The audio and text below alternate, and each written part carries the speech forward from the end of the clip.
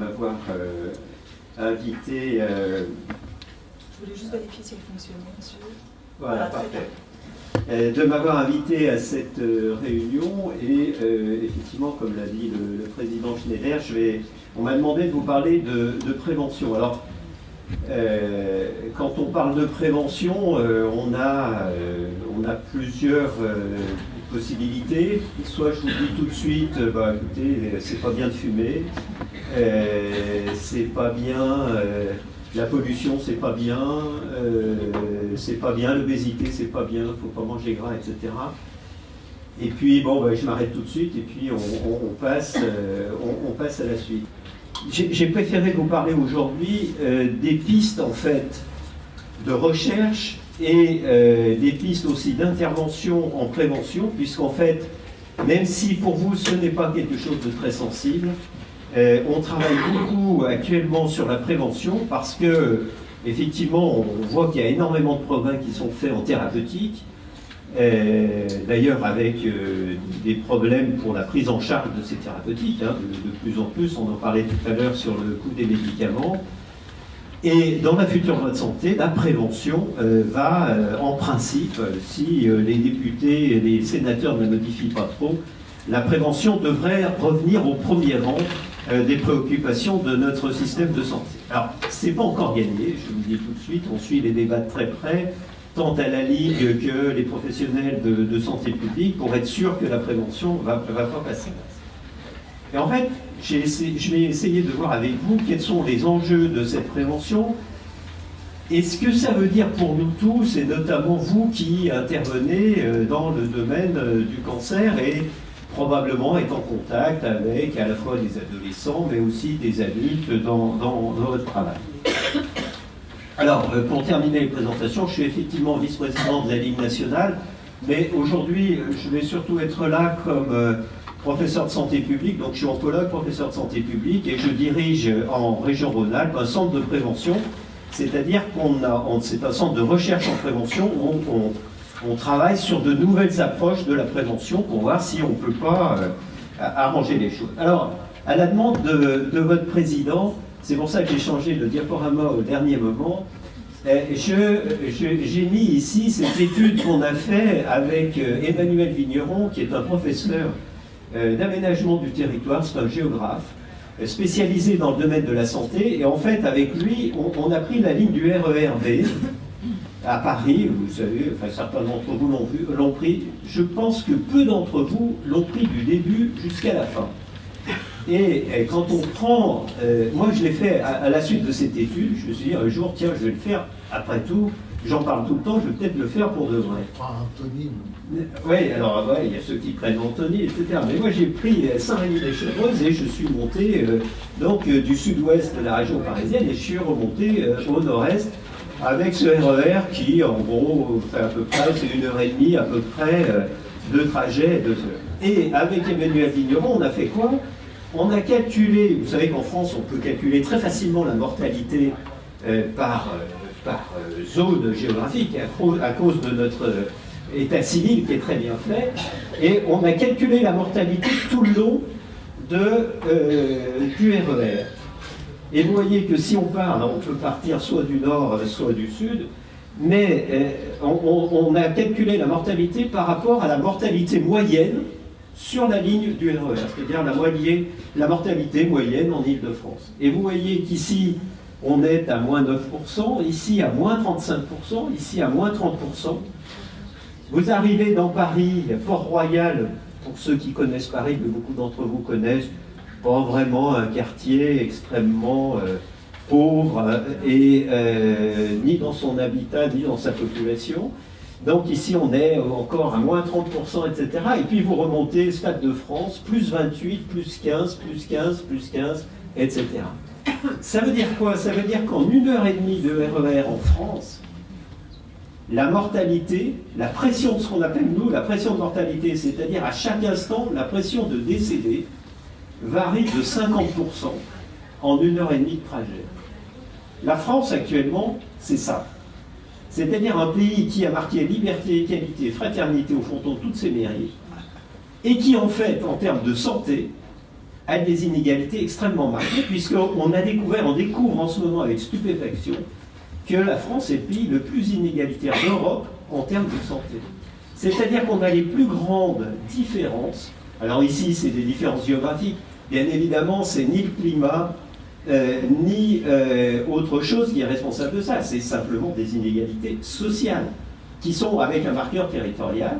Mais la France, on découvre avec stupéfaction en ce moment, et les données n'arrêtent pas de tomber, qu'on est le pays le plus inégalitaire d'Europe, ce qui est un vrai choc.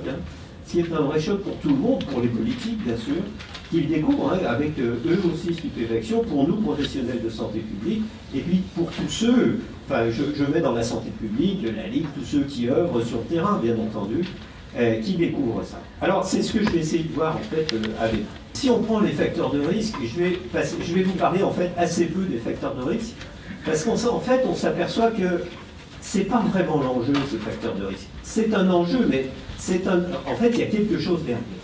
Alors, l'Académie de médecine, le Centre international de recherche sur le cancer ont travaillé depuis très longtemps, j'ai pris leur dernière publication, sur les facteurs de risque. Et bien sûr, en France, d'ailleurs, comme dans tous les pays européens et tous les pays développés, le principal problème, c'est le tabac. Le tabac, actuellement, c'est 70 000 décès par an en France. 70 000 décès. Je vous rappelle que les accidents de la route, autre grande cause nationale, c'est moins de 4 000 en ce moment. 70 000 d'un côté, 4 000 de l'autre. Et le sida, pour parler d'un fléau dont on a beaucoup parlé, est actuellement, c'est moins de 700 décès par an. Donc voilà, l'ordre d'idée, c'est quand même quelque chose de considérable.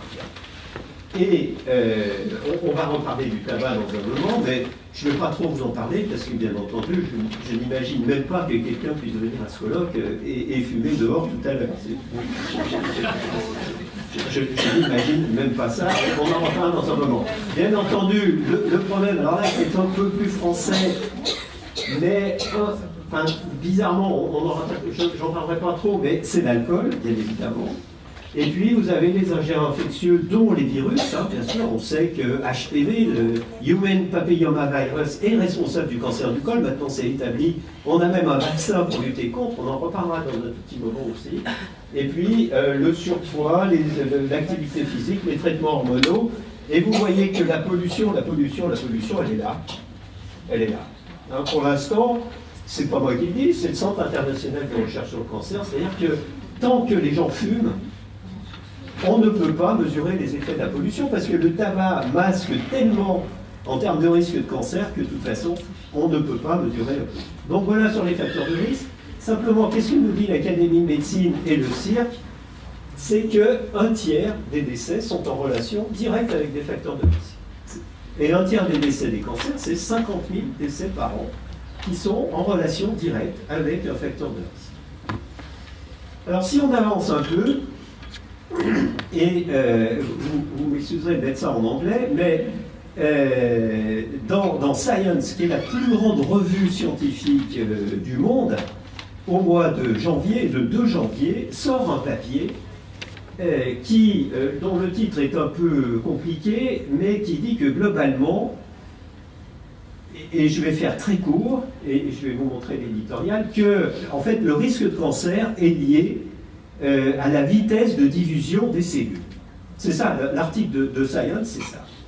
Alors, pour tous les cancérologues, et je pense que Maurice Schneider sera d'accord avec moi, c'est pas une nouveauté, enfin, on se dit, il n'y a vraiment pas besoin de publier ça dans Science.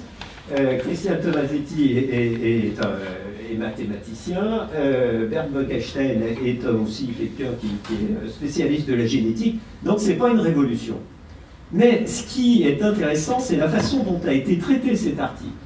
Car dans le même numéro de Science, donc la plus grande revue scientifique, c'est-à-dire qu'elle sort, tout le monde se précipite dessus pour savoir quelles sont les nouveautés, et l'éditorial qui est fait dans ce numéro dit quoi? Dit en fait, eh bien, le cancer, c'est pas de chance. C'est bad luck. Bad luck, c'est pas de chance. Et la conclusion de cet éditorial dit, eh bien, ça va aider les patients à penser qu'en fait, la maladie n'est pas de leur faute. Alors ça, quand on lit cet éditorial, on se réveille du réveillon du Nouvel An, on se dit, mais qu'est-ce qui se passe? De quoi il s'agit? Qu'est-ce qu'on cherche à démontrer? Parce qu'en fait, on n'amène rien de beaucoup de très neuf en termes de scientifique, mais la conclusion est intéressante parce qu'en fait, on cherche à faire passer le message dans l'éditorial qu'en fait, le cancer, c'est pas de chance, et donc la prévention n'a aucun intérêt, puisque c'est pas de chance, c'est une espèce de loterie dans laquelle on serait. Alors, cet éditorial va faire énormément de bruit, à tel point que Jennifer Cousin-Frankel, qui a écrit l'éditorial le 2 janvier, réécrit un nouvel éditorial le 15, autour du 15 janvier, c'était le 16 janvier. Elle réécrit un nouvel éditorial et elle dit non, mais vous m'avez mal compris. On l'avait bien compris, hein, c'était suffisamment clair. Mais elle dit non, c'est pas du tout ce que je voulais dire. Vous avez mal interprété ce que je voulais dire. Ce que je voulais dire, c'est que ça mettait en évidence qu'un certain nombre de cancers étaient liés à des causes qu'on ne connaissait pas, etc. Le problème, c'est pourquoi elle a fait ça. Je vous ai mis ici quelques exemples de réactions dans la presse tout publique, hein, pas la presse scientifique. Je vous ai mis des articles du monde des sciences. Voilà, c'est le cancer joue-t-il au dé? Non, le cancer n'est pas le fruit du hasard. Attention aux dérives. Et sur Cancer Research UK, qui est notre équivalent, hein, la Ligue anglaise contre le cancer, et il dit, mais en fait, dire que le cancer, c'est pas de chance, c'est quelque chose qui est complètement inapproprié. Et en fait, c'est complètement faux. Il n'y a rien de nouveau sous le soleil.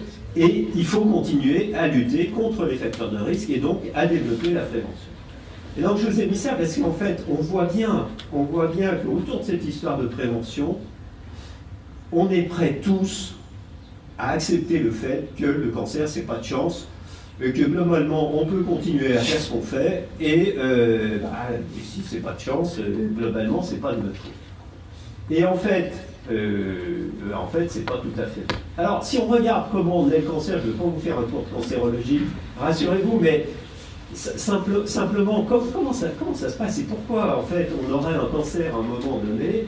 Alors, ça fait un peu science nat, hein, je suis désolé, mais simplement pour vous montrer la machine qui est la nôtre, hein, qui est une machine absolument prodigieuse, puisqu'il y a 60 000 milliards de cellules, il y a 10 millions de milliards de divisions de cellules au cours de la vie, il y a 200 milliards de cellules qui se divisent et meurent chaque jour, donc c'est une machine qui est prodigieuse, et bien évidemment cette machine a des ratés. Et dans cette production de cellules en permanence, il y a des ratés. Simplement, il y a quelque chose d'important pour nous qui faisons de la prévention, et pour vous qui parlez aux patients et aux patients d'une part, et dans des écoles ou auprès des gens, c'est qu'un gramme, pour avoir de produire 1 gramme de tumeur, pour un cancer du sein, pour un cancer du côlon, eh bien, il faut à peu près 5 ans. C'est-à-dire qu'en fait, quand on fait le diagnostic de quelqu'un, et actuellement on fait le diagnostic à peu près au niveau du gramme, hein, on est à peu près au niveau du gramme, un peu plus, eh bien en fait, il faut remonter 5 ans en arrière pour trouver l'événement. Et donc tous les gens disent, mais c'est parce que j'ai perdu quelqu'un dans ma famille il y a 2 ans, etc. Non, l'événement est bien antérieur à tout ça. Et si on regarde là encore ce qui s'est passé, on sait maintenant, si vous voulez, qu'il y a le tissu normal qui se divise, et puis il y a une première anomalie. Une première anomalie sous la pression, de temps en temps, d'un facteur de risque. Le fait qu'on fume, le fait qu'on soit allé au soleil, le fait, etc. Et puis, les cellules anormales en violet se développent, et puis il y a une deuxième anomalie. Et maintenant, on pense qu'il faut 2-3 anomalies consécutives pour qu'on développe un cancer à potentiel métastatique, c'est-à-dire un cancer qui se développe. Donc la question, c'est ces anomalies, en fait, elles viennent d'où? Est-ce qu'on peut agir dessus? Et en fait, tout le travail sur les facteurs de risque, c'est le travail sur les anomalies. Et on peut se dire qu'une anomalie, c'est pas grave, parce que la nature, vous savez, enfin, je ne veux pas vous saper le moral, mais je vais prendre mon cas, j'ai probablement actuellement 3 ou 4 cancers qui se développent. J'espère simplement que la machine fait son travail correctement et qu'elle élimine en permanence ça, parce que la machine est faite pour ça. Elle élimine. Il y a une espèce de machine à laver les anomalies qui fonctionnent en permanence. J'espère simplement qu'elle marche bien. je me fais pas d'illusions, il y avait un moment où ça ne va pas marcher correctement. Donc, en fait, la question c'est ça, c'est qu'à force d'insister avec des facteurs de risque ou des anomalies, effectivement, le cancer va se développer. Alors, quand est-ce qu'on peut agir sur cette prévention? Qu'est-ce qu'on peut faire? Alors, globalement, c'est, pour faire très simple, hein, il y a toute une période où il n'y a pas de cancer, il n'y a pas d'anomalie, mais il y a des facteurs de risque. Et après, il y a toute une période où, en fait, on a un cancer, mais qui n'est pas visible, parce qu'il est trop petit, parce qu'on n'a fait pas attention aussi, on n'a pas fait le diagnostic, etc. Et pendant toute cette période, en fait, les personnes, nous sommes malades et on ne le sait pas. Et donc, on a branché deux types de prévention là-dessus. La prévention qu'on appellera primaire, qui consistera à supprimer les facteurs de risque, c'est-à-dire qu'on supprime la pression sur le développement des cellules pour éviter qu'elles dégénèrent. Et puis, une partie très importante qui est le dépistage, qui consiste à faire le diagnostic le plus tôt possible, quand la maladie est la plus faible possible, de façon à pouvoir l'opérer. Et vous savez que le cancer du sein, c'est spectaculaire, puisqu'actuellement, le taux de guérison des cancers du sein est autour de 85%. Donc, on a progressé par rapport à ce qu'on a connu les uns et les autres. Je veux dire, ça n'a plus rien à voir, ce n'est plus la même maladie. La maladie a été complètement modifiée, en partie parce qu'on fait le diagnostic plus tôt et qu'on a des toutes petites tumeurs au diagnostic. Donc voilà la prévention. Et pour montrer que la prévention marche, en fait, que tout ce qui a été fait dans ces 30 dernières années, vous voyez que le nombre de nouveaux cas a augmenté de 70% en 20 ans. Donc c'est une augmentation considérable. Et on sait que ça va continuer comme ça. On est sur un rythme actuellement de plus 10% tous les 5 ans. C'est-à-dire que ça augmente encore de 10% et on sait que ça ne va pas s'arrêter. Il n'y a aucune raison que ça s'arrête. En revanche, vous voyez qu'ici, c'est la mortalité. Sur ces mêmes périodes, la mortalité a été complètement maintenue à un niveau équivalent. Et ça, c'est la prévention. C'est parce qu'on joue sur les facteurs de risque. Et d'ailleurs, c'est essentiellement parce qu'on fait mieux le diagnostic plus tôt. Et donc, on a des traitements qui sont plus efficaces parce qu'on fait le diagnostic plus tôt. Alors, avançons un tout petit peu pour voir en termes de cancer ce que ça veut dire. 360 000 nouveaux cas de cancer, c'est 1000 nouveaux cancers tous les jours. Tous les jours, il y a en France 1000 personnes à qui on va diagnostiquer un cancer en France. Il y a 150 000 décès, à peu près, et notre risque cumulé, c'est à peu près une personne sur 3. On a une chance sur 3, ça ne veut pas dire grand-chose, mais on a une chance sur 3 d'avoir un cancer. Et donc, si vous prenez ces 150 000 décès, on sait qu'il y en a 35 000 qui sont liés au fait que les gens ne pratiquent pas le dépistage qui est indiqué. Cancer colorectal, le cancer du col, et bien sûr le cancer du sein. Je ne parle pas du cancer de la prostate volontairement qui est quelque chose de très compliqué. Et on sait que si on supprimait les facteurs de risque, on pourrait supprimer 30% des décès. Et c'est exactement, je ne sais pas si vous vous souvenez du numéro de Science que je vous montrais tout à l'heure, c'est exactement ce que viennent de démontrer les chercheurs dans Science. En fait, quand ils disent bad luck, il y a quand même un tiers des décès qu'on pourrait supprimer en supprimant les facteurs de risque. Un tiers sur 250 000, et bien ça fait quand même 50 000 décès. 50 000 décès par an, c'est 10, 12 fois les accidents de la route. Donc c'est quand même un enjeu considérable. Et si vous rajoutez le dépistage, on est à 80 000 décès qu'on pourrait supprimer. 80 000 décès, ça commence à être une ville importante. En termes de population, c'est une population importante. Alors, qu'est-ce qu'on peut faire contre le cancer? Là, je vous ai mis l'affiche de Cancer Educate. Donc, les Anglais vont vous montrer que c'est dans tous les pays la même chose. Et plus le cercle est gros, plus l'effet est important. Eh bien, qu'est-ce qu'il faut faire? Il faut arrêter de fumer. Il faut éviter d'avoir un surpoids. Il faut manger des fruits et des légumes. Il faut boire moins d'alcool. Il faut faire attention au soleil. Il faut éviter de manger de la viande rouge. Et il faut avoir un régime équilibré, il faut être actif et manger moins salé. Et puis, aussi, il faut faire attention aux irradiations, il faut faire attention aux infections et aux risques professionnels. Voilà en termes de risques et de ce qu'on peut faire sur les risques, ce qu'on peut faire, et les Anglais disent on peut supprimer 4 cancers sur 10, c'est exactement ce que je viens de vous montrer. Donc il y a un accord international mondial sur ce qu'on peut faire avec la prévention. Donc je ne vais pas insister, hein, je vous invite, moi j'aime bien cette affiche, je trouve qu'elle est très bien faite, et elle a l'avantage d'être très marquante sur une seule affiche. Alors bon, c'est les Anglais qui l'ont fait, Ils font des choses bien aussi. Alors, effectivement, on doit développer la prévention, la question, mais c'est quelle prévention? Qu'est-ce qu'il faut faire? Alors, je vais aller un peu vite, on n'a pas beaucoup de temps, mais pour vous dire en fait que la grande révélation de ces dernières années, c'est qu'on est passé de l'épidémiologie. Vous savez, l'épidémiologie, j'ai un facteur de risque, je fume, j'ai un cancer du poumon, j'arrête de fumer, je supprime le cancer du poumon. Ça, c'est ce qui a amené l'épidémiologie. Et on se dit, voilà, je supprime le facteur de risque et je supprime le risque.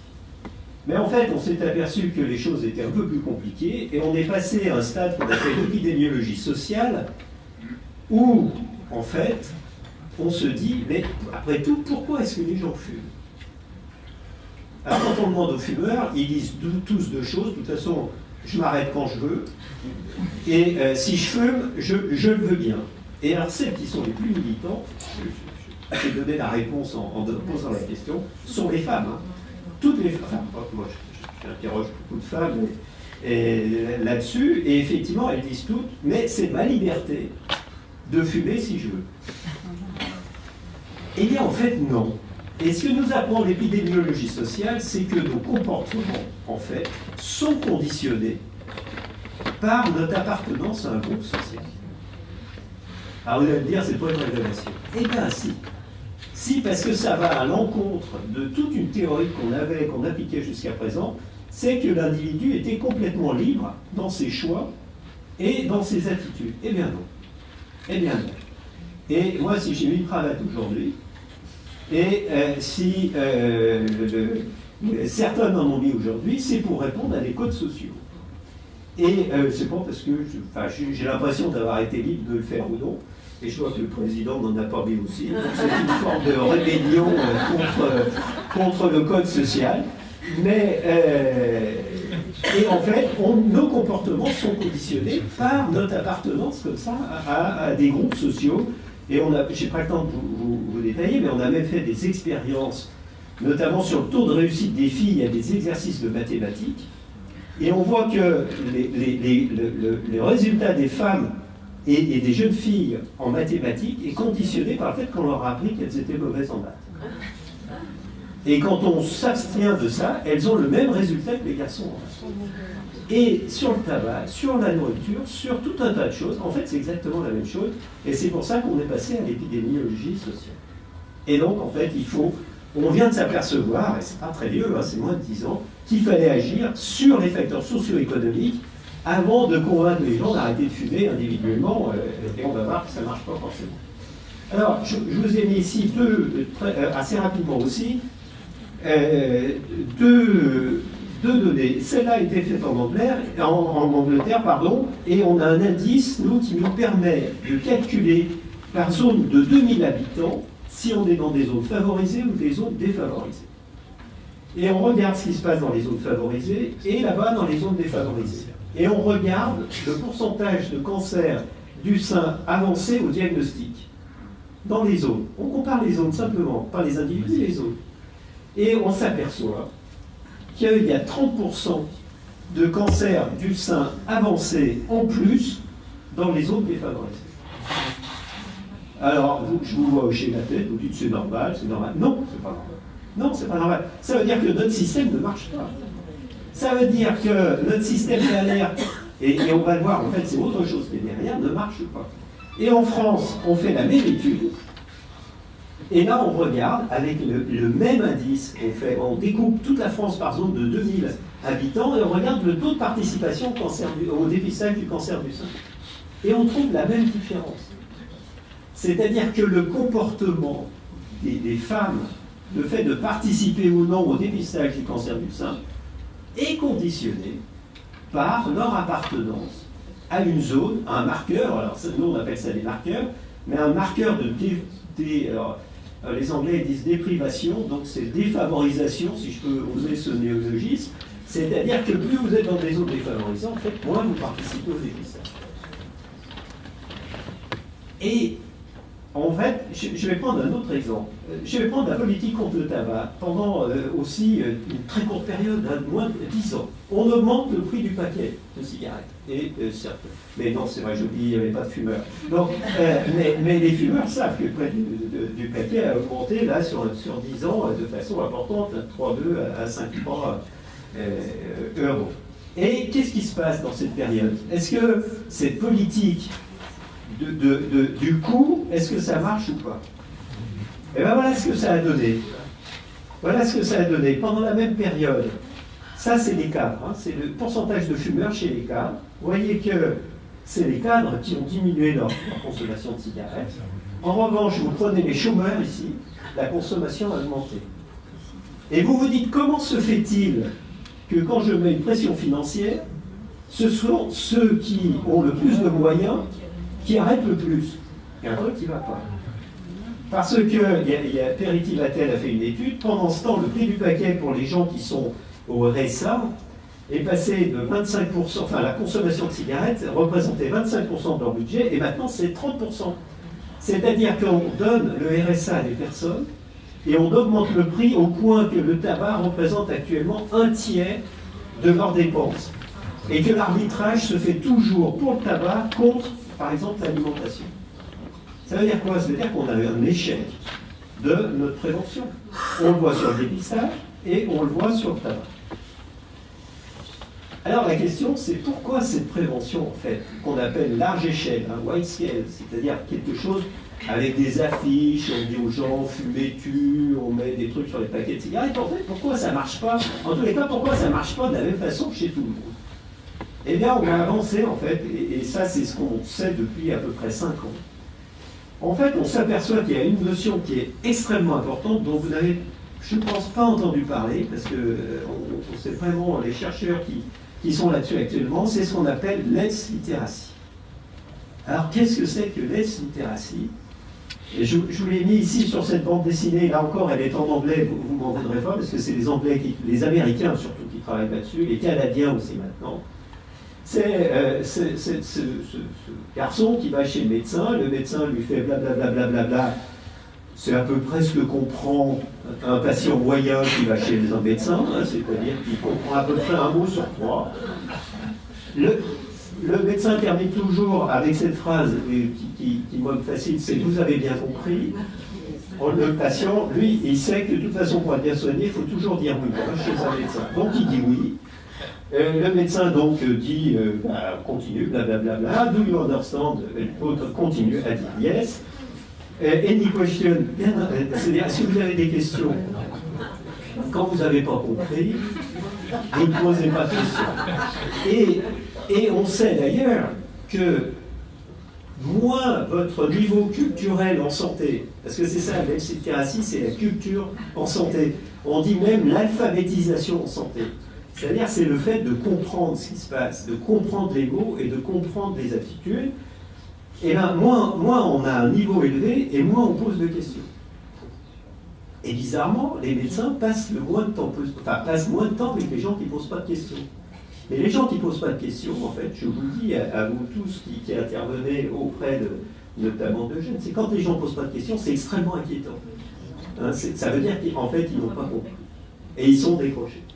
Et donc, en fait, c'est que lui, il ne comprend pas l'anglais. Et que le médecin, c'est pas perçu qu'il ne comprendrait pas l'anglais. Alors, vous savez que nous, on n'a pas ce problème en France, parce que nous, on a une population qui a suivi des études, tout le monde comprend tous les mots, etc. Mais vous savez qu'aux États-Unis, ils ont des problèmes de gens qui ne comprennent pas le français. Nous, on n'a pas de problème, donc tout va bien. Et donc, il rentre à la maison et sa mère lui dit, mais qu'est-ce que le médecin a dit? Et là, je ne sais pas. Et let's literacy, c'est quoi? C'est, en fait, comprendre les termes qui sont utilisés en santé, comprendre les enjeux de la santé et savoir les mobiliser pour changer ses comportements. C'est ça, let's literacy. Alors, est-ce que ça va jouer sur les comportements de prévention? Je vous ai mis 2 exemples très rapidement. Hein, je veux pas...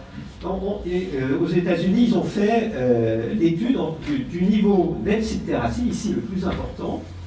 Et ici, quelqu'un qui a un faible niveau d'hebs-littératie, c'est-à-dire de compréhension de la santé, et en même temps une faible compréhension de la langue, c'est-à-dire à quel niveau vous en êtes de la langue, combien de mots vous comprenez.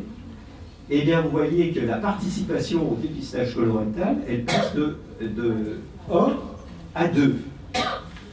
C'est-à-dire qu'en fait, ça veut dire quoi? Que si vous comprenez les enjeux, si vous comprenez les mots qui sont employés, si vous comprenez à quoi sert le dépistage, eh bien, globalement, vous allez participer. Et sinon, vous ne comprenez pas. Alors réfléchissons, savoir si ça pourrait s'appliquer en France. Imaginons qu'il y ait des problèmes de langue. Alors bon, moi, pour l'instant, je suis dans la Loire, j'ai travaillé dans le Rhône, etc. Moi, je sais qu'en Loire, il y a des gens qui ne comprennent pas ce qu'on leur envoie. Je sais qu'il y a des populations turques, notamment, qui sont depuis longtemps en France, mais ils ne comprennent pas. Ils reçoivent une invitation au dépistage, ils ne savent pas de quoi il s'agit. Donc, ne demandez pas aux gens de participer s'ils ne savent pas. Et après, on fait le niveau d'éducation en fonction du niveau scolaire, et vous avez exactement la même chose. Et vous avez exactement la même chose. C'est-à-dire qu'en fait, on peut prédire la participation au dépistage en fonction du niveau scolaire. Et on sait maintenant, parce qu'en France, je vais vous présenter une étude, en France, on commence à s'activer là-dessus, et on retrouve exactement les mêmes, avec beaucoup de surprises, hein, exactement les mêmes résultats. Alors ici, c'est l'attitude, même chose, hein, les gens qui ont un niveau élevé d'hebs-littératie, les autres, et on leur pose des questions vis-à-vis de la prévention. Et ici, vous voyez donc ça c'est le niveau faible, hein, le niveau faible. Plus le niveau est faible, et plus en fait le cancer apparaît comme une fatalité. Par exemple ici, presque tout peut causer cancer. On ne peut rien faire pour diminuer son risque. On ne sait pas quel conseil suivre. J'ai très peu de contrôle sur les risques. Et plus votre niveau d'hebs-littératie, plus votre niveau de culture en santé est faible, et plus en fait vous êtes submergé par le risque, et bien évidemment, moins vous allez adhérer au message de prévention, puisque vous avez l'impression, pour être un peu trivial, vous avez l'impression que c'est foutu. Donc quand c'est foutu, honnêtement, autant continuer à fumer. Alors en France, là je vais aller assez vite, parce que pour vous présenter une étude qu'on a faite dans la Loire, on a pris des collèges favorisés et des collèges défavorisés. Même chose, et on a reproduit une étude anglaise. Et avec ces enfants, plutôt qu'on leur a fait écrire des mots et on les a fait dessiner aussi, pour savoir comment ils se représentaient le cancer, comment ils se représentaient la mort, et savoir quel était leur niveau d'hebs-littératie appréhendé à travers le dessin et les mots. Alors je vous ai mis quelques dessins ici. Voilà la maladie, par exemple le fait que le cancer est relié à des organes. Vous voyez que celui qui apparaissait en premier, c'était le cancer du poumon. Donc, il y a déjà des choses qui sont très installées. En 6e, on a fait ça alors 7e, 8e, moi je suis un peu d'ancienne école, excusez-moi, c'est CM1, CM2. Non, c'est CM1, CM2 et 6e. Voilà, la cigarette va détruire la rue, on leur a posé la question des facteurs de risque. Ensuite, on leur a posé l'issue de la maladie. Quelle était l'issue du cancer? Comment ils voyaient le cancer? Et donc, vous voyez qu'on a une collection de dessins maintenant qui est importante et qui est très très intéressante à analyser. Alors, qu'est-ce qui s'est passé? Et là encore, je vais faire très rapidement. On a regardé le nombre d'items, c'est-à-dire le nombre de mots qu'ils utilisaient pour caractériser le cancer et la santé. Et alors, ce qui est frappant, c'est que dans les collèges, ici, vous avez tous les collèges défavorisés qui sont regroupés ici, et les collèges favorisés et moyens, mais en fait, ils sont plutôt favorisés, on le sait maintenant, qui sont là-bas. Et vous voyez que le nombre de mots qu'ils utilisent pour caractériser le cancer, la maladie, etc., est pratiquement le double dans les collèges favorisés par rapport aux collèges défavorisés. Et on sait que ça mesure l'hebs-littératie, et on sait que ça mesure le comportement des individus 30 ans plus tard. Ça veut dire qu'en 6e, actuellement, ce qu'on pense, c'est que c'est pratiquement game over, c'est pratiquement joué. Et que les comportements de santé des individus, en fait, se jouent extrêmement tôt par l'apprentissage, tout bête, que nous on avait d'une certaine façon à l'école, mais que l'école ne fait plus sur la santé, sur ce que c'est que la prévention, sur ce que c'est qu'un virus, ce que c'est qu'une bactérie, comment ça marche, etc. Et ça, c'est quand même très inquiétant. Et un deuxième résultat, c'est qu'on leur a posé la question, mais le cancer, est-ce que c'est une maladie mortelle ou pas? Et vous voyez que dans les zones défavorisées, 85% des enfants pensent que le cancer est toujours mortel, alors que 85% des enfants dans les zones défavorisées pensent que c'est parfois mortel. Et donc là encore, vous avez une césure qui se fait entre les deux, et on voit que c'est déjà fait, la conception de la santé, elle est déjà installée, et ça va être extrêmement difficile de revenir derrière ensuite. Alors je vais terminer là-dessus. Comment agir en prévention?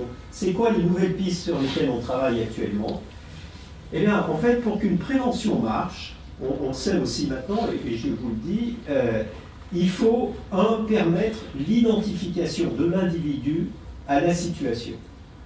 C'est-à-dire qu'il faut qu'il puisse s'identifier au message qu'on lui passe.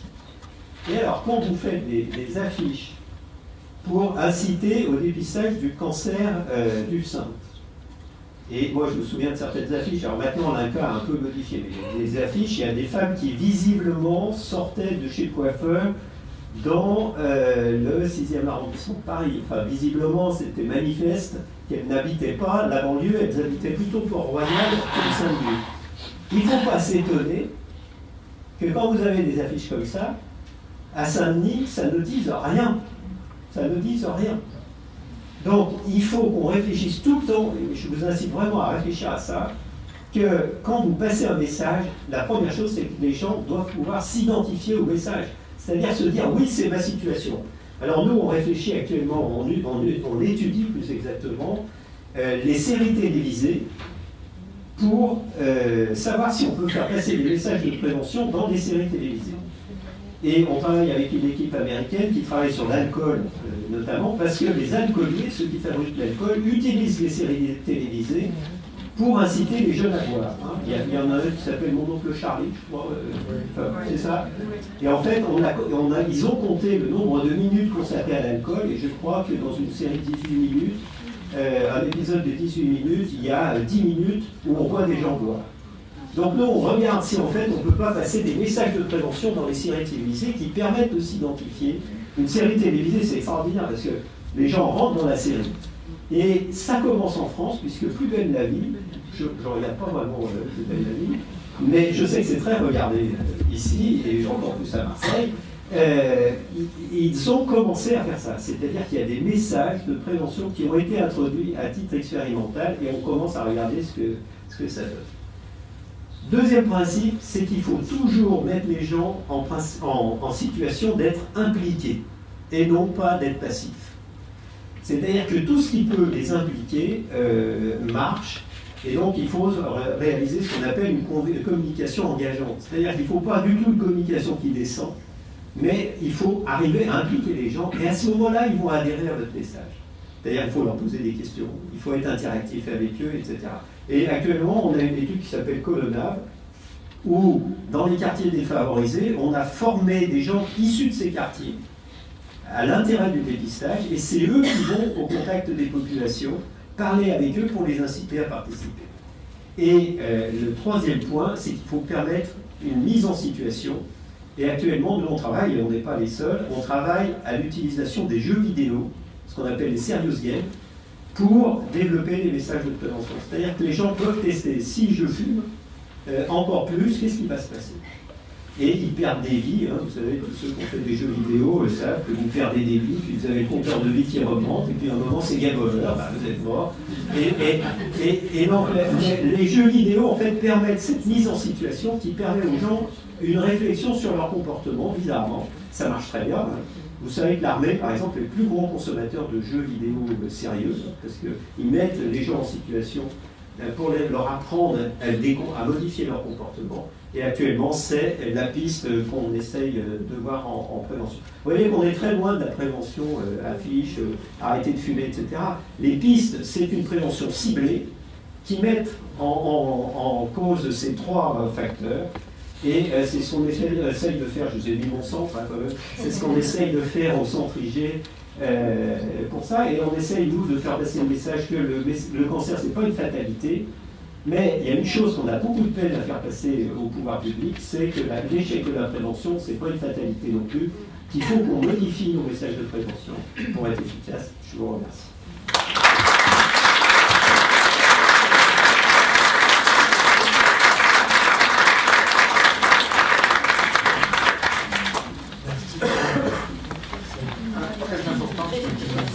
Mais c'est grave aussi parce que ça montre que la prévention c'est vraiment un problème social, c'est un problème. Bien sûr, c'est un problème. C'est pour ça que nous on travaille avec l'éducation nationale et on essaye de réintroduire, en fait, de voir si on ne peut pas réintroduire dès le primaire le concept de santé, etc. Avec une éducation nationale qui est quand même réceptive. Et je ne vais pas faire politique, mais les événements qu'on a vécus il y a 3 semaines sur en fait l'intégration des gens dans une société, c'est les mêmes, c'est exactement les mêmes problèmes. C'est-à-dire que les gens qui n'adhèrent pas au message de prévention, c'est parce qu'ils pensent que ce n'est pas pour eux, donc ils n'ont pas intégré en fait ces concepts-là. Et en fait, on a les mêmes soucis. Tout ce dont vous nous parlez, on voit bien que ce sont des choses qui se préparent pour les années à venir. Mais à l'heure actuelle, par exemple, si on prend le cancer du sein dans les Alpes-Maritimes, on reçoit évidemment, dès qu'on a plus d'un certain âge, il fait toujours plaisir, une convocation de la PROMAS pour aller passer sa mammographie. Il s'avère que les résultats ne sont pas bons. Ça ne montre pas grand-chose. Il n'y a pas beaucoup de femmes qui se présentent pour ce dépistage. Bien sûr, c'est tronqué aussi par le fait que certaines femmes, et dans certains milieux, ce qui rejoint ce que vous dites, dans certains milieux, vont faire elles-mêmes leur dépistage sans attendre le message de la PROMAS. Mais qu'est-ce qu'on peut faire là rapidement pour changer ça? Parce que tout ce que vous nous expliquez, l'éducation des enfants, etc., tous les nouveaux messages que vous cherchez à faire passer dans les jeux vidéo, dans les séries, etc., tout ça, ça prend du temps. Il faut qu'on gagne du temps à l'heure actuelle. Comment on peut faire pour gagner du temps? Si vous voulez, alors, je ne sais pas si effectivement j'ai été très clair là-dessus, mais actuellement, on est persuadé que la communication large, c'est-à-dire envoyer à tout le monde la même invitation, ça ne marche pas. Donc, on réfléchit, et il y a un certain nombre d'équipes qui réfléchissent à ce qu'on appelle de la communication ciblée. Et il y a des expériences qui ont été faites par certains comités de la Ligue qui ont consisté à aller dans des quartiers et à demander à des femmes de poser pour faire les affiches. C'est-à-dire les femmes de ces quartiers posaient, acceptaient de faire les affiches. Et après, on affichait ces affiches-là dans des concours photos, etc. Et le taux de participation est remonté. Parce qu'il y a eu l'identification. Elles se sont dit, c'est ma voisine qui a participé et ça a marché. Et le navigateur dont je vous parlais tout à l'heure, c'est-à-dire qui prend quelqu'un d'un quartier, le former, et parce que c'est lui qui a le contact avec la population, en fait, les Américains ont montré qu'en 6 mois, vous remontez un quartier qui a un taux de participation faible, vous le remontez au taux de participation de l'ensemble de la ville. En l'occurrence, ils l'ont fait à Harlem. En fait, cette histoire a commencé à Harlem, où ils avaient un taux d'adhésion qui était extrêmement faible, et ils ont commencé à utiliser cette technique. Et donc, en fait, pour faire très simple dans la réponse, ce qui marche maintenant, on le sait, c'est la communication ciblée. C'est-à-dire que vous avez l'impression qu'on s'adresse à vous. Et donc, quand vous avez l'impression que ça s'adresse à vous, ça marche. Alors, le problème, c'est que vous allez dire, c'est quand même pas révolutionnaire ce que vous nous dites. C'est vrai, mais en prévention, on a toujours eu beaucoup de mal à intégrer ça, et notamment à intégrer les techniques de marketing. Parce que qui est-ce qui connaît ça par cœur? C'est les publicitaires. Je veux dire, les publicitaires, ils n'essayent pas de vendre un SUV à quelqu'un qui cherche une Smart. Ils savent segmenter les populations, ils savent très bien avoir un message adapté. Et donc, en fait, toute la réflexion en ce moment, c'est ce qu'on appelle le marketing social, c'est-à-dire calquer nos approches là-dessus et avoir des messages adaptés à la population à laquelle on s'adresse. Alors, ma question, c'était par rapport à un débat qui avait eu il y a quelques années entre les pays scandinaves et notamment la France au niveau de la prévention du cancer du sein, où justement la prévention était mise à mal. C'était effectivement le cancer du sein, où trop de dépistage, c'est-à-dire trop de prévention, n'amenait pas forcément des résultats probants, que ce soit au niveau des thérapeutiques, chirurgie, les traitements chimiques. C'est-à-dire que les pays scandinaves, au final, étaient moins interventionnistes, puisque pas au même niveau de la prévention que nous. J'aimerais bien savoir, vous, votre positionnement, justement, au niveau de ce sujet-là. Alors, c'est pas tout à fait ça l'histoire, si vous me permettez. En fait, la contestation, elle est plutôt en France que dans les pays scandinaves. Actuellement, le débat, il est en France, hein, et il y a notamment une revue médicale qu'on connaît bien, qui s'appelle Prescreen, qui remet en cause le dépistage systématique du cancer du sein, en disant, en fait, ça ne sert à rien. Et alors, en fait, effectivement, on peut se poser la question. Parce que, actuellement, le diagnostic est fait de plus en plus tôt du cancer du sein. Et donc, spontanément, les femmes ont appris à repérer de plus en plus tôt les signes qui les amènent à consulter. Donc, le gain apporté par le dépistage organisé, en fait, se réduit de ce fait-là. Je ne sais pas si je suis très clair dans ce que je vous explique. Mais en revanche, le dépistage organisé, c'est un facteur de réduction des inégalités sociales de santé. Car inviter tout le monde à un dépistage gratuit permet d'éviter la sélection par le fait que les femmes les plus cultivées, si je peux dire comme ça, les plus éduquées, elles iront faire la mammographie. Et d'ailleurs, on sait même qu'elles ont tendance à en faire un peu trop. C'est comme les frottis, si vous voulez. C'est exactement la même chose que les frottis. Et donc, en fait, on est un certain nombre à se battre pour la poursuite du dépistage organisé parce que c'est un facteur de réduction des inégalités sociales, à condition que les patientes ou les femmes des zones défavorisées participent à ce dépistage. Et donc, en fait, la question aussi, c'est que plus vous faites de dépistage, plus en fait vous diagnostiquez des tumeurs petites dont vous n'êtes pas tout à fait sûr qu'en fait elles auraient évolué vers un cancer. Enfin, moi, je vais vous dire, je préfère qu'on m'enlève par une intervention qui est quand même, maintenant, on fait, maintenant l'intervention c'est en ambulatoire. Hein. Il y a un certain nombre d'hôpitaux qui ont mis ces interventions-là en ambulatoire. C'est-à-dire, vous rentrez le matin, vous sortez le soir. Je préfère qu'on m'enlève un petit cancer quand même, dont on n'est pas sûr qu'il devienne très méchant un jour, plutôt que de le garder en attendant qu'il devienne méchant. Donc moi, cette histoire du qu'on appelle le surdiagnostic, je ne veux pas rentrer dans ce débat, parce que laisser un petit cancer en place en disant on va attendre de voir s'il va devenir un méchant, moi je ne suis pas partant. Je ne suis pas partant pour tenter le risque. Donc actuellement, voilà, le débat, il est là-dessus. Est-ce que le surdiagnostic, en fait, ne pénalise pas le dépistage du cancer? C'est juste deux remarques. La première, c'est le fait qu'en je plaide un peu pour les médecins en consultation, en fait, essayer de convaincre les patients, c'est vraiment très long.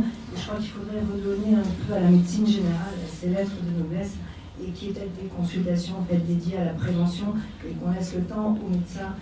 Parce que là, on a eu les campagnes médiatiques avec la vaccination contre la papillomavirus, la contraception, le traitement hormonal de ménopause. Et il est vrai, pour arriver à convaincre les patients, quelles que soient les catégories socio-économiques, parce que dans les catégories défavorisées, il faut trouver les mots pour que les gens comprennent, en fait. Tout ça, ça prend du temps. Pour expliquer à une maman une infection par le papillomavirus, et pour qu'elle soit convaincue peut-être de vacciner sa fille, moi j'ai passé 20 minutes à 30 minutes pour expliquer. Et je crois que ça, c'est un peu le problème aussi de des consultations. Et deuxième petite remarque, c'est que, alors dans les classes défavorisées, c'est vrai qu'il faut prendre le temps, il faut trouver les mots pour expliquer. Et dans les classes favorisées, on se heurte beaucoup aussi à Internet. Et les gens arrivent déjà à nos consultations en ayant leur propre opinion sur la maladie, sur ce qu'ils doivent faire. Et là aussi, ça prend beaucoup de temps pour tout réexpliquer. Deux réponses un peu rapides. Je vais prendre à l'envers. Sur les réseaux sociaux, Internet. là aussi, je veux dire, en santé publique, et tous les gens qui travaillent en prévention, on ne sait pas utiliser les réseaux sociaux. En Angleterre, pour la vaccination HPV dont vous parlez, donc la vaccination contre le cancer du col utérin, ils ont utilisé Facebook. Taux de participation des jeunes filles, 85%. Actuellement, en France, on est à 35%. Donc on ne sait pas utiliser ces outils-là, parce qu'on a toujours une espèce de prévention en se disant, mais est-ce que c'est bien ceci, est-ce que c'est bien cela? Donc premier point. Deuxième point sur les médecins. Alors, ne le prenez pas mal, mais et je me mets dedans aussi. Il se trouve que j'ai un fils voilà, qui a fait HEC et qui sort d'HEC. En première année à HEC, ils ont 60 heures sur comment faire adhérer la personne que j'ai en face de moi au message que je lui passe. C'est-à-dire qu'on leur apprend pendant 60 heures les techniques de communication qui leur permettent de faire adhérer quelqu'un au message que je passe. C'est l'entretien motivationnel, c'est un certain nombre de choses comme ça. En médecine, zéro. C'est-à-dire que les médecins dont le métier principal est de faire adhérer les patients à ce qu'ils leur prescrivent n'ont jamais eu aucune formation sur comment il faut faire. Donc chacun fait le mieux qu'il peut, mais nous, ça nous est arrivé d'enregistrer des consultations. On s'est dit, mais il y a tout ce qu'il faut pour que le patient n'adhère pas. Par exemple, vous savez que plus vous dites à un patient de prendre son traitement, moins il va le prendre. Là, c'est ce qu'on appelle la réactance de Brême. C'est-à-dire que quand vous surinsistez sur quelque chose, vous renforcez l'attrait de la proposition opposée. Alors, on le connaît très bien avec les enfants. Hein. Plus vous dites à un enfant de pas jouer avec quelque chose, bien évidemment, plus il va le faire. Donc, les patients, c'est pareil. Donc, il y a un vrai problème de formation, je trouve, actuellement, et il y a une réflexion, là encore, sur la formation à ces techniques-là qu'il faut qu'on apprenne. Ce que tu nous as dit rejoint tout à fait un certain nombre de résultats. Quand on voit des résultats d'un certain nombre de protocoles dans le monde, les bons résultats sont souvent liés au degré d'instruction. Et ça, c'est un problème, c'est vraiment un problème social. Oui, deux petits mots sur la prévention du cancer de la prostate. Il y a plusieurs écoles. Hein, on voit des communiqués nous disant le marqueur, il n'est pas très bon, vaut mieux pas l'utiliser, etc. Donc, est-ce que vous pouvez dire quelques mots sur... Vous l'avez un peu esquivé, si vous pouvez nous dire quelques mots. Merci. Oui, je vous remercie de me poser ces questions. Non, c'est un problème qui est très compliqué, en fait, parce que on a un marqueur, effectivement, qui est très bon, hein, qui est en fait un bon marqueur. Et qui, quand il est élevé, effectivement, signe la présence potentielle d'un cancer de la prostate avec un taux de fiabilité qui est assez bon. La question, c'est pas celle-là. La question, c'est que quand vous faites des autopsies, alors je suis désolé, on fait un peu de médecine, mais quand vous faites des autopsies à 90 ans, ou 90 ans, c'est l'étude qui avait été faite, pratiquement 100% des hommes ont un cancer de la prostate. C'est-à-dire qu'en fait, le cancer de la prostate a cette particularité, c'est qu'il peut rester latent extrêmement longtemps. Et là, le problème actuellement, c'est qu'on ne sait pas repérer les cancers agressifs des cancers qui ne sont pas agressifs. Alors le cancer du sein, vous allez me dire, c'est pareil. Alors le cancer du sein, le problème, c'est que vous enlevez une tumeur qui fait 1 cm, maintenant on fait des cuts, c'est-à-dire qu'on enlève vraiment la tumeur, et puis ça fait une toute petite cicatrice, c'est pas drôle, c'est traumatisant, etc. Quand vous enlevez une prostate, vous faites une prostatectomie totale, le taux de complication actuellement, il est de 70%, qui sont entre l'incontinence et l'impuissance.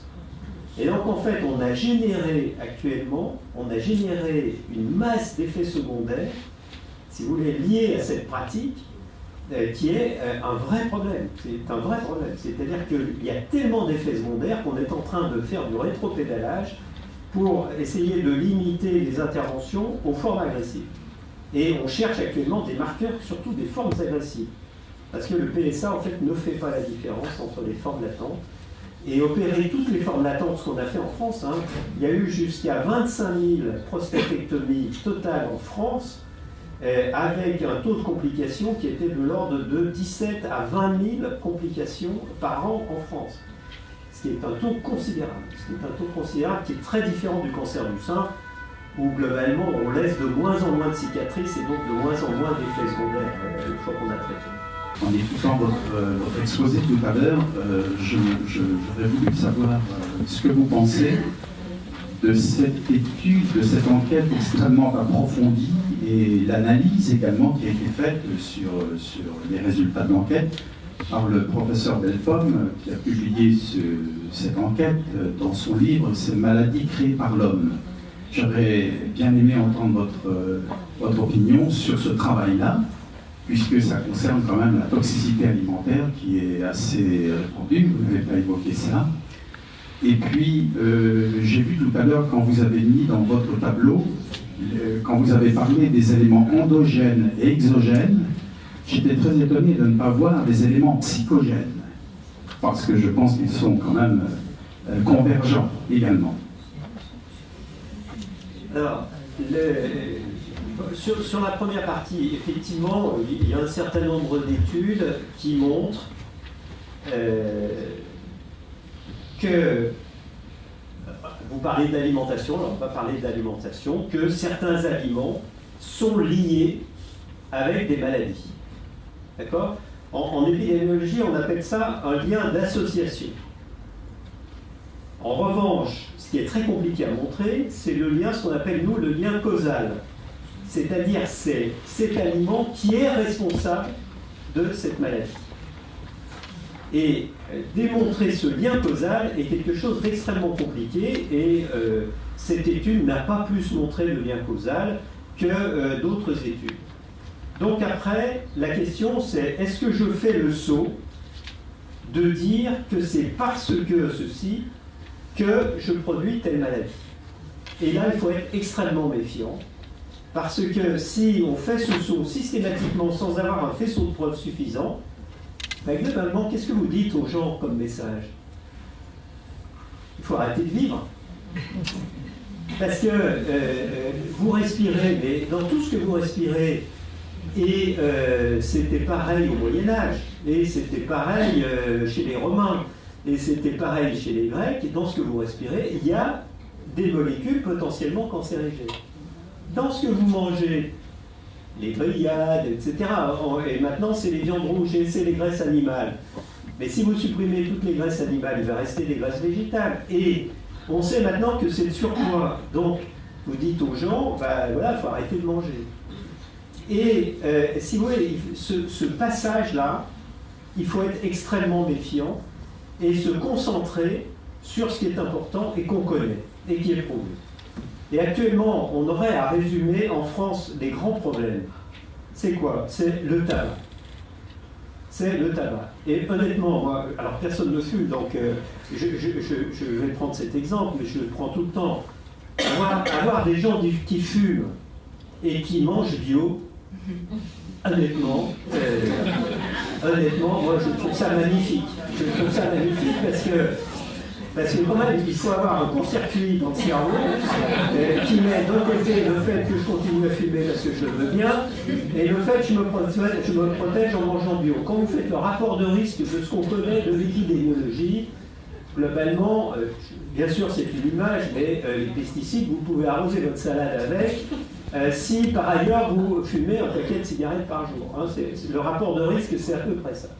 Donc, le problème, c'est ça. Donc, notre grand problème, c'est quoi? C'est le tabac, c'est le surpoids.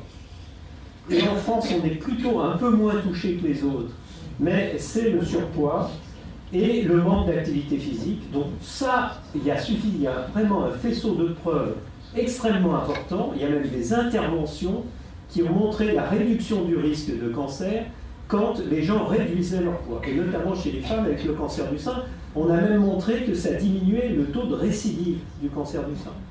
C'est-à-dire que les femmes, si elles font attention à leur alimentation une fois qu'elles ont eu un cancer du sein, ça diminue le taux de récidive. Donc ça, il y a maintenant beaucoup d'arguments. Donc il y a, j'aurais à résumer, je mettrais le tabac, l'alimentation au sens d'une alimentation équilibrée en supprimant une partie des graisses animales, la suppression du surpoids et l'activité physique. Et si vous faites ça, vous avez déjà réduit à peu près 70% des cancers liés de façon connue à des facteurs de risque connus. Et puis, comme le disait l'article de Science, le cancer, pour une part, est lié à des causes qu'on n'arrive pas à mettre en évidence, et c'est une maladie du vieillissement. Et l'augmentation du nombre de cancers qu'on a en ce moment est liée en fait à l'effondrement des autres causes de mortalité. C'est parce qu'on ne meurt plus d'infection, c'est parce qu'on meurt moins de maladies cardiovasculaires qu'on meurt de cancer. Et dernier exemple, je ne veux pas être trop long, vous savez que cette année, enfin 2014, pour la première fois en Europe, le cancer du poumon chez les femmes va tuer plus que le cancer du sang. Et ça, vous vous dites quand même qu'il faut être arrivé à un échec de la prévention à ce point important qu'on est arrivé à faire du cancer du poumon la première cause de mortalité chez les femmes devant le cancer du sang. J'ai ressenti un malaise devant la deuxième partie de la présentation, notamment au niveau de la prévention par suggestion télévisée. En fait, effectivement, ce sont des techniques de communication, mais ce sont surtout des techniques de manipulation des foules. Et Pierre Lepose, dans son dernier livre, Les philosophes sur le gouvernement des émotions, parle de manipulation éthique ou manipulation vertueuse. Et je voulais savoir jusqu'où vous allez ce type d'intervention. Oui, vous avez raison, c'est une très très bonne question, et c'est même une question tout à fait centrale. Mais si vous voulez, la frontière, en fait, la seule chose qui puisse permettre de s'échapper de ce dilemme, en fait, c'est l'éducation. C'est l'éducation. C'est-à-dire que si on arrivait à remonter le niveau d'éducation et le sens critique des individus à un niveau suffisant, effectivement, on n'aurait pas ce type de problème. Et je vais prendre un exemple, sans vouloir être trop long. Vaccination contre la grippe A, qui, pour tous les gens qui font de la santé publique, a été un vrai traumatisme. Vous avez une grippe qui ressemble à quoi? Qui est la grippe espagnole. La grippe espagnole, 1918, ça fait 60 millions de morts en 9 mois. On a une vaccination inoffensive, efficace à 90%, qu'on propose gratuitement à toute la population, taux de participation 8,5% de la population. Et vous vous dites, comment se fait-il que la population n'adhère pas à cette mesure de prévention élémentaire? Parce que tous ceux, quand on lit, moi je me suis plongé dans les archives de la grippe espagnole, ça a été l'horreur. Ça a été l'horreur. Et vous vous dites, comment se fait-il que, en fait, le message qui a été passé par certains a complètement discrédité la vaccination? Et, excusez-moi, mais tout ce que vous entendez sur une partie de la pollution, sur ce que vous entendez sur une partie contre la vaccination, par exemple, qu'est-ce que c'est si ce n'est de la manipulation? Essayons de chercher les preuves scientifiques de ce qui est avancé. Moi, honnêtement, sur la vaccination que je suis, parce que c'est un sujet qui m'intéresse, vous ne trouvez rien. C'est-à-dire que quand les gens parlent à la télévision pour dire la vaccination c'est un scandale, il y a je ne sais pas quels effets secondaires, le Guillain-Barré pour la grippe A ou je ne sais pas quoi, quand vous recherchez, vous ne trouvez aucune donnée scientifique. Donc actuellement, dans une population, dans une société extrêmement médiatisée, si nous n'utilisons pas les mêmes armes que celles qui sont utilisées pour promouvoir des comportements qui sont des comportements qui posent un problème de santé publique, et bien vous êtes sûr d'être perdant. Vous êtes sûr d'être perdant. Et la réflexion, elle est complètement légitime, et je la partage avec vous, et il y a beaucoup de travaux sur l'éthique de l'intervention actuellement en santé publique, et savoir jusqu'où on peut aller ou non. Merci, professeur Chauvin.